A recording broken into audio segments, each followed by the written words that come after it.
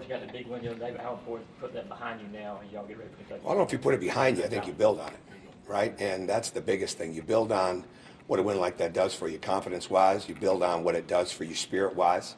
And again, we know we're playing an extremely tough team. I mean, there's no doubt about that. The similarities, there's tremendous athleticism. There's a great burst. They play both ends. Memphis was getting 30% of their points in transition. Kentucky's getting 32% of their points in transition. The difference right now, though, is physicality. Kentucky is a tremendously physically aggressive team.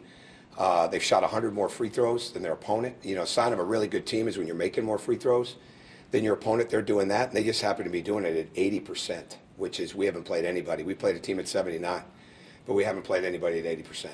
So really, a lot of times with Kentucky, part of their offense, part of the best part of their offense a lot of times is the second shot.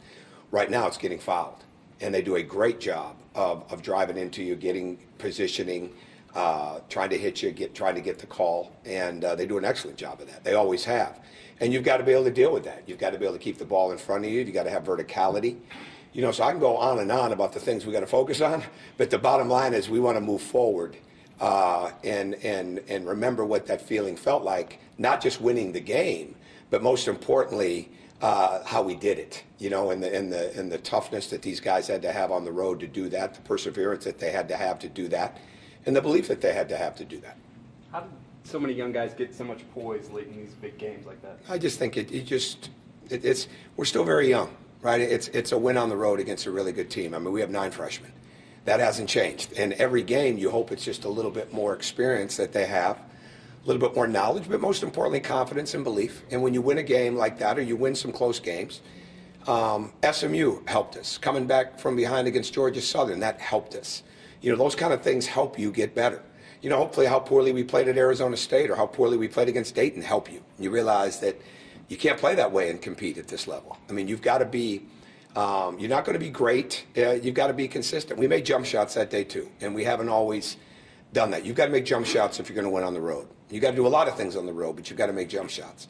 And we were able to do that in that game. But they're growing. They work. They're growing every day, and I think that's the most important thing you can have with any type of team that's this young. Did you like how they responded in the 48 hours since in terms of getting to work for the next game? Yeah, absolutely. I mean, we didn't do a ton of live yesterday. But the bounce was excellent, and we'll go today now. And, yeah, I thought they were really good. We spent a lot of time in the film room, and we went right to the film room. You know, when we got back together, it wasn't let's talk about this, let's talk about that. We went right to what Kentucky does, because there's not enough time in 2 days to get ready for all of that. So we better get ready for the spirit and tenacity and the energy that they play with, and then try to get a feel for that physicality. You talk about the free throw disparity in Memphis. Can you win? I would think you probably wouldn't be able to win many games with that sort of free throw disparity. Yeah, it is what it is, right? We overcame. We've got to get better shooting free throws. We've got to get better getting fouled. You know, we're not a team that fouls a lot. All right, when you look at the numbers, that could go up as this league goes up, because you've got to be physical to compete in this league. I mean, this really what it's coming down to now is. There's no getting around it. If you don't block out, if you don't have 5 guys rebounding, if you're not willing to rebound, you're going to have a hard time playing, right? I mean, you are, and it's the same thing with fouls. You're going to have to play with fouls.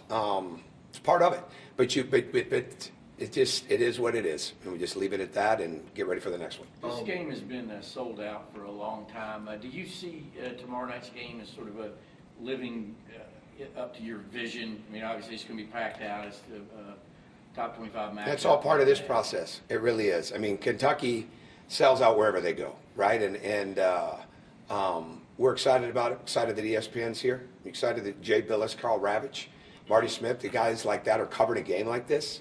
I think that's a big deal. And but it's all part of it. I mean, I'm happy for the fans. I'm happy for our team getting a chance to feel what they felt the other day. And we turn right back around now and have to do it in an even better way. But I don't want to. This is a process for us. It's a huge process, and I've been a part of processes, right? And I think every time that mentally as a coach you lose perspective on where you're at, you set yourself up for failure. So I have perspective on what we've got to get better at every day. I don't always have a lot of patience, but I think you have to have perspective. It's hard to coach with perspective, but you better have it, because we got a lot of young guys out there that have a lot to learn, and they are learning. But I'm excited about the atmosphere, and we're going to need every one of those people to have a chance to compete in this game.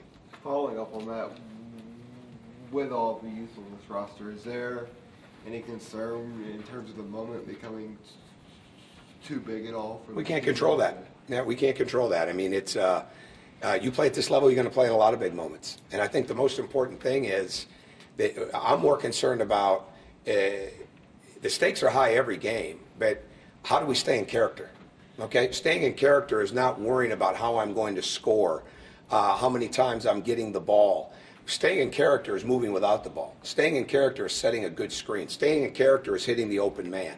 Staying in character is understanding that if I want to really play, I better get on the glass on both ends.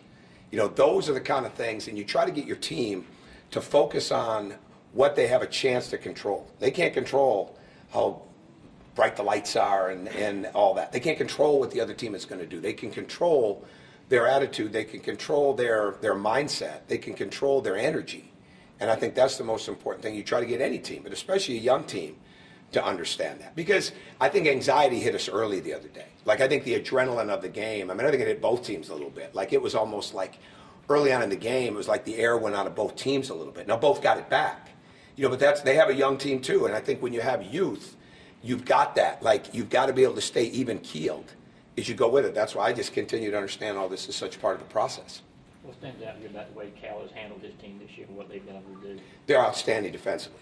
I mean, he can go to, he's got so many different things that he can go to, right? And he's got his baseline screening action. They are physical. I mean, they are extremely physical. And now he's got a 4-5 that can step out and shoot in the pick and pop with Sestina, which gives him an added bonus there. But their guards are so active. They are so quick. I was talking to a coach that recently played him that said, film doesn't do justice to how explosive and how big Maxey is, right? And so, like, that just puts another thing in your head, right? Like, they're so explosive. Quickly, he's playing at a high level. Obviously, Ashton Hagens is one of the best lead guards in the country. Maxey has got a burst that's enormous. They can go to the front line and be deep. Keon Brooks has stepped up. So John always, to me, he gets a lot of talent. He gets a lot out of that talent. All right? Very few times are guys in his program not going to, they're going to produce, right? Or they're not going to play, right? And I think when you've coached as long as he has and you've coached as successful a level that he has, he gets them better. And they really understand how to make it about each other. And I think that's what he does best, and I think he's doing it again this year. Ray and Severe both talked about the late game situations you put them in practice as something that's benefited them recently. How much, do those help a team develop that belief they can win, especially when you get a team? I think it's huge because some of the first times we did it, and it's a 7-point game with 1:50 to go, and I'm saying we don't need a 3. Guys are like looking at me like I've got 3 heads, right? No, you don't need a 3. You don't need a 3 until you need a 3, right? And it's so important for guys to understand how long the game is. And I think young players struggle with how long the game is, how much time is there in the game, right? And how you shorten the game or how you lengthen the game. So I think trying to get them to understand that mindset is more important than any scheme. It's more important than any play. It's getting them to understand that there's so many things that are there that they can control if they just put their mind to it and if they work together on it. So I think those things are absolutely paramount. And we're definitely behind in that area, with a younger team. And we're trying to do more with it. But with so many things that this group has had to get, situation basketball has been one of those things that has not been as much of a focal point as it needed to be. But it is now, and it's something that hopefully they're growing from. Maybe 2 more questions? How would you assess Anthony's play as he comes into this game? Oh, I just think it's with any young player, but especially one as good as him, and I've said this before, so again, this is all part of the process. Don't predetermine, right? We're trying to get him to understand, don't predetermine the game. I shouldn't say the game. Don't predetermine the play, right? And what we want him to do is play with his eyes up more, to be ready for the catch and shoot more. When he puts it down, what he's so unique at, he can go both ways with the ball.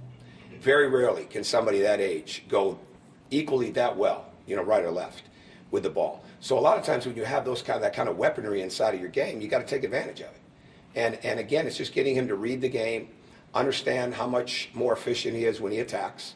I thought he made some tremendous passes the other day. More and more people are commenting about the passing. That's one of his great strengths. and I think he enjoys it. What we want to get him to continue to understand is, like I said, don't predetermine an offense. Get on that glass on both ways and keep being the stellar defender that he can become for multiple times in a possession. Not just 1 or 2 times in a possession, but the multiple times in a possession, because he's certainly capable of that. With a second straight game against a top 25 team, how much do you see tomorrow night as an opportunity to prove, to America that Saturday's win wasn't a fluke? Then we start getting to where it becomes bigger than what it is, right? It's the next game on the schedule. It's not about proving anything to America. It's about getting ready to play a great team. It really is. It's about playing Kentucky, which is an outstanding program year in and year out. The benchmark of this league, long before I ever got here, okay? No question about that. It is the benchmark. It is what people look to, right? And so it's a chance to compete against that in the best possible way, coming off a great win for the program. And one that we know that this is just another example. There's similarities in all really good teams, but there's also differences in every really good team, and us figuring out how we deal with that. But it's the next game on our schedule, and it's a big one, but so will Saturdays, and so will next Wednesday against Tennessee, and so will the following Saturday against Mississippi State. When you're in leagues like this, every night is a big night.